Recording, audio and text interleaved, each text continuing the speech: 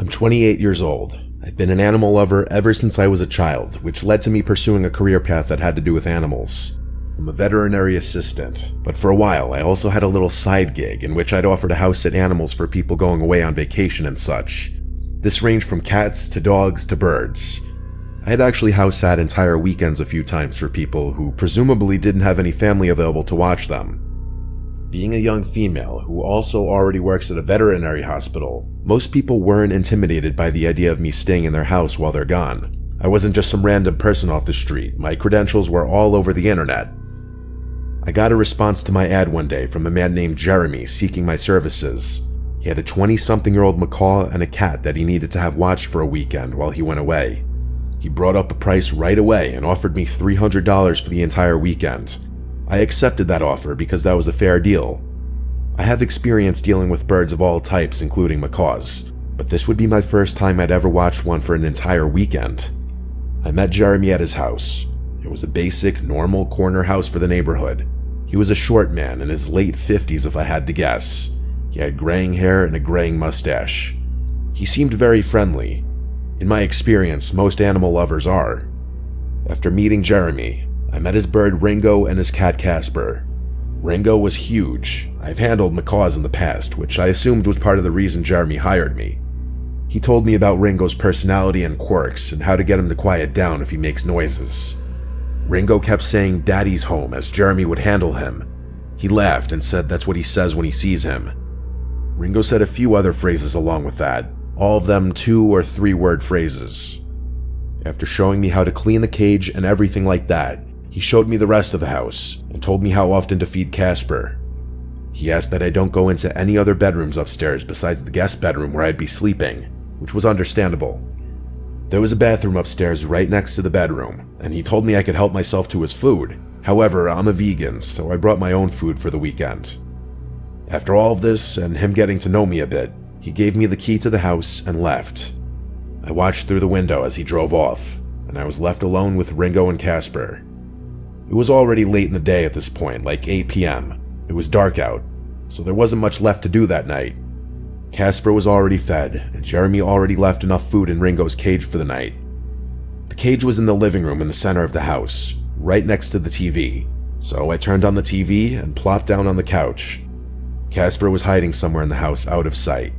Ringo was just sitting in the cage watching me. After a couple of hours of watching TV and eating my little dinner, I went to bed. No reason to stay up super late. I slept with the bedroom door open, and I woke up in the middle of the night to a sound. The best way I could describe it was 2 loud cracking sounds. I sat up and listened for a second. Nothing, so I laid back down and went back to sleep. There was a giant bird in a cage downstairs. Hearing sounds was not unexpected. The next day was pretty easy.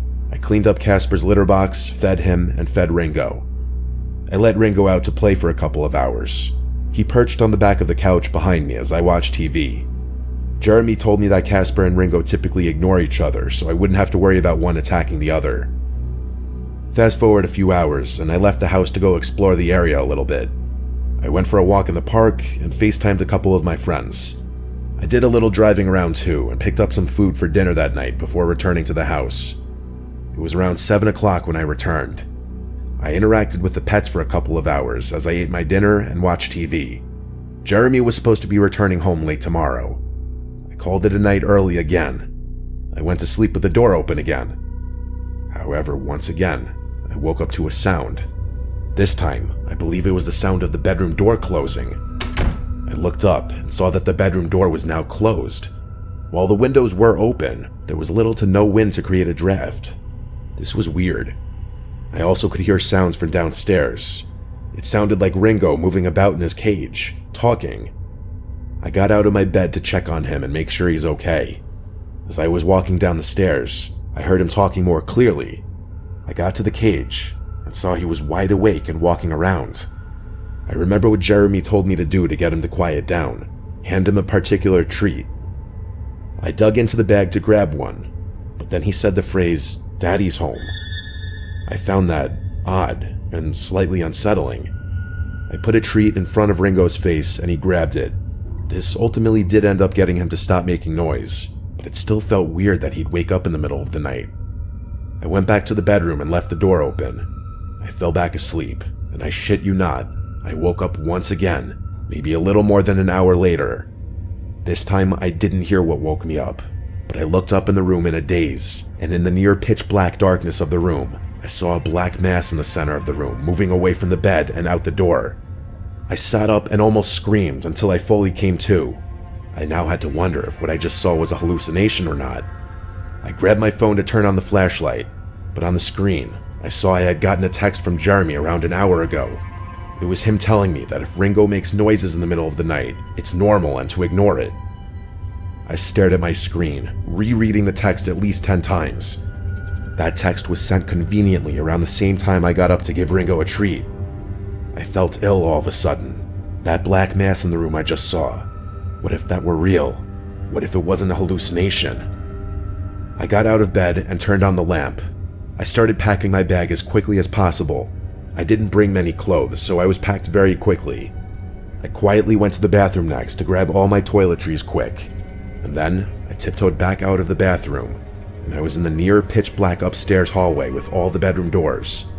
I looked down the hallway, and I could swear I heard the faintest sound coming from one of the bedrooms. I don't know why, but this overwhelming curiosity almost hypnotized me, and I crept down the hall to what I presumed to have been the master bedroom. I put my ear up close to the door, and I heard a rattling sound. It sounded like a bed rocking. He was in there. That fucking creep. I knocked on the door and said, "Jeremy, are you in there?" The rocking sound stopped, and there was now dead silence. I repeated myself, and this time said, "If you're in the house, I need to know right now before I leave." Still silence. I left the house in a hurry, leaving the key on the table, and I didn't look back. On my drive home, I sent him a long voice text saying I'm considering reporting this to the authorities as some sort of stalker or breach of privacy situation, and that I was extremely disturbed that he was in the house. He immediately tried calling me 3 times, but I was honestly too scared to pick up. He then sent me a text apologizing and stating that his brother unexpectedly came home that night. I knew it was complete horseshit. I demanded he just pay me and I won't pursue this any further. He sent me a payment via Zelle, and that was that.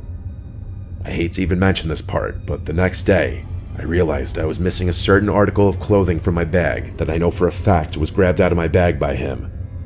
I have largely chosen to block this memory out. This will be the first and last time I ever write a detailed recounting of this experience.